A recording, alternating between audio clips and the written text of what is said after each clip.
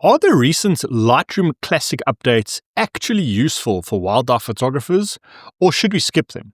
In this video, I'm breaking down the new tools, showing you how they work and whether they're worth using. One of the most recent updates Lightroom has given us is the ability to select landscape features using the new landscape masking function. Now, for wildlife photography, I don't know if this is usable or not, but let's have a look at how it works. So you go into your masking panel, you click landscape, and Lightroom will detect what type of landscape features exist in your photograph. In this example here, Lightroom has given me 3 different masks. So it thinks that this is the sky, this is the vegetation, and this is the water. Now, obviously, there is no sky and no water in this. There's just vegetation. So I guess it's done a relatively okay job of selecting the branches and the grass and that sort of thing, but a lot of that mask has to be refined. Let's have a look at this next image. I've got more of a landscape in this image, and also bear in mind that when a feature of the image is out of focus, Lightroom has a very difficult time of trying to detect that. So obviously, the more in focus things like vegetation and sky and water is, the better the masking function will pick those features up. So in this example, let's click landscape here. It's now detecting what landscape features we have. It has given us a sky selection and a vegetation selection. So the sky selection is pretty good. We could just avoid using the landscape mask options and just go straight forward to select sky if we wanted to. And then for vegetation, it's selected that. Now, obviously, it's selected part of the elephant's trunk there, which is not ideal. But in terms of selecting the grasses and the foreground, it's done a pretty good job. Now let's have a look at this next example. I'm going to click on landscape there and let's see what types of masks Lightroom gives us. We have vegetation. Now that has done a pretty good job. I would say it needs some further cleaning up in terms of the grass on the left-hand side of the leopard, and it's done a pretty good job at isolating the body of the leopard and the tail. If you want to avoid bad masks like this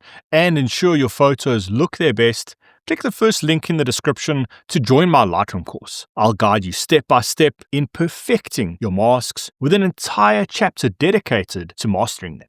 So in terms of usability and these landscape mask options, I would advise playing around with them, but I would not rely on them to create proper masks for your images for wildlife photography.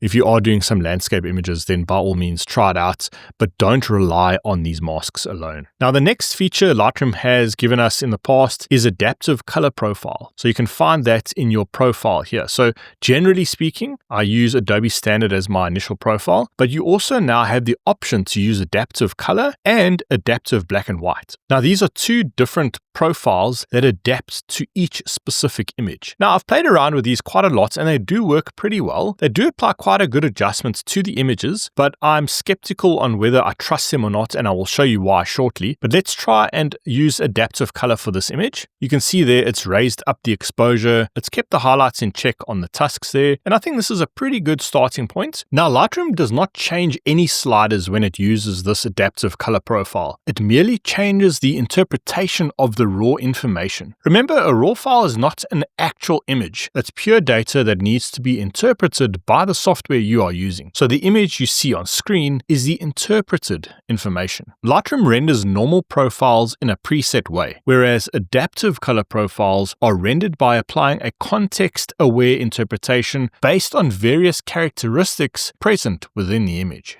Let's move on to the next image. We have this leopard in a tree. Now it's very bright exposure on the body with some dark shadows in the background. So let's choose adaptive color here and see what Lightroom does. And it's done a pretty good job at interpreting the exposure from that raw file.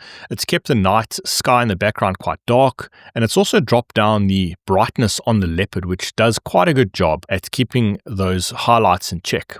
Let's have a look at this next image. It's a similar scene, just a little bit wider from the previous photograph. Let's check and hit adaptive color. Now you can see here, this absolutely does not work. It's increased the exposure in a lot of the dark areas. It's also now showing a lot of noise present in the image.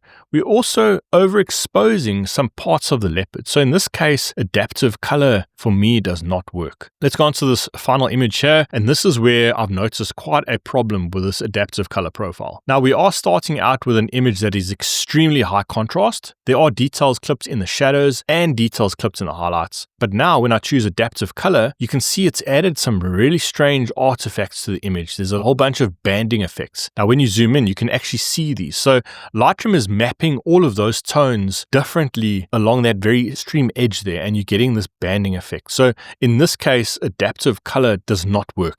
I would merely go back to choose Adobe Standard. Now, adaptive color can give you a good starting point if you don't like to do a lot of editing to your image. So in this case, this is the initial raw file. Just by using the adaptive color, it's given me quite a good rendition of the raw file, and it's created some nice contrast and it's exposed the image a little bit better. So as a starting point, you can try with the adaptive color, but just bear in mind, sometimes it does not work. In this example here, it's created some really bad banding effect, which rendered this profile unusable. Everything I've mentioned in this video is useless if you're not starting out with the best raw file possible.